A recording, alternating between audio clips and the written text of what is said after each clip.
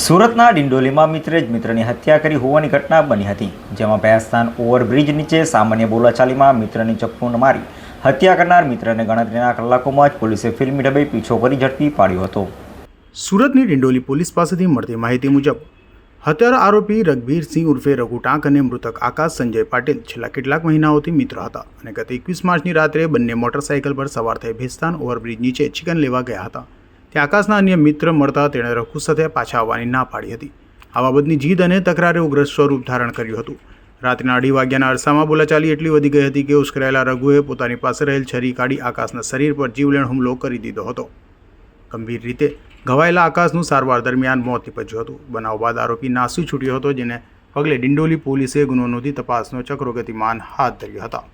Police commissioner Anupamsinh Gehlot, અધિક police commissioner sector 2 Mahendra Bagadiya, DCP zone 6 Rajesh Parmar અને ACP I division NP ગોહિલના માર્ગદર્શન હેઠળ ડિંડોલી પીઆઈ આરજે ચુડાસમા અને સેકન્ડ પીઆઈ કે ચૌહાણની ટીમ પીએસઆઈ એલએચ મસાણીના માર્ગદર્શન હેઠળ પેટ્રોલિંગમાં હતી। ત્યારે એએસઆઈ યોગેશભાઈ રતનભાઈ અને અનામ હેડ કોન્સ્ટેબલ વિપુલભાઈ છગનભાઈ, અનામ હેડ કોન્સ્ટેબલ મિહિરભાઈ મનુભાઈ અને અનામ પોલીસ કોન્સ્ટેબલ અનિલભાઈ જીણાભાઈની ટીમને ટેકનિકલ સર્વેલન્સ અને બાતમીદારોની મદદથી આરોપીનું ચોક્કસ લોકેશન મળ્યું હતું અને આરોપી ભેસ્તાન આવાસના બી બ્લોક પાસે છુપાયો હોવાની માહિતી મળી હતી। પોલીસને જોતા જ આરોપી રઘુ પાછળની દિવાલ કૂદીને ભાગવાનો પ્રયાસ કર્યો હતો, પરંતુ પોલીસે ફિલ્મી સ્ટાઇલમાં તેનો પીછો કરી તેને ઝડપી પાડ્યો હતો। ઝડપાયેલા આરોપી રઘબીરસિંહ ઉર્ફે રઘુ અગાઉ પણ ગુનાહિત પ્રવૃત્તિઓમાં સંડોવાયેલો રહ્યો છે। આરોપી સામે પલસાણા પોલીસ સ્ટેશનમાં ઘરફોડ, ચોરી અને લૂંટ તથા સલાવતપુરા પોલીસ મથકમાં હથિયારબંધીના જાહેરનામાનો ભંગનો ગુનો નોંધાયો છે। હાલ પોલીસે આરોપી વિરુદ્ધ હત્યાનો ગુનો નોંધી ધરપકડ કરી છે। ડિંડોલી પોલીસ સ્ટેશનમાં ખૂનના બનાવ બાબતે એક ક્રિમિનલ કેસ રજીસ્ટર કરવામાં આવેલો છે।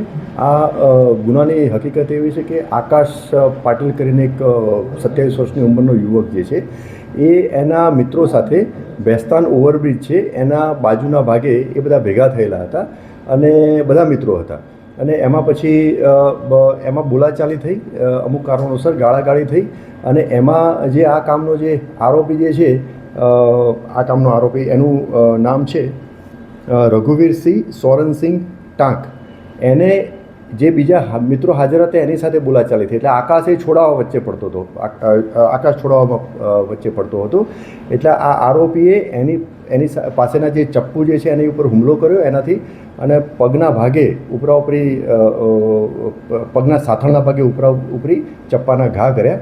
એના હિસાબે ત્યાં જ એ બેભાન જેવી હાલતમાં થઈ ગયો અને ફર્ધર ટ્રીટમેન્ટ માટે સિવિલ હોસ્પિટલમાં લઈ ગયા હતા અને ત્યાં સારવાર દરમિયાન એનું મરણ જાહેર કરેલો હતો, જે અનુસંધાને આ ગુનો દાખલ થયેલો હતો।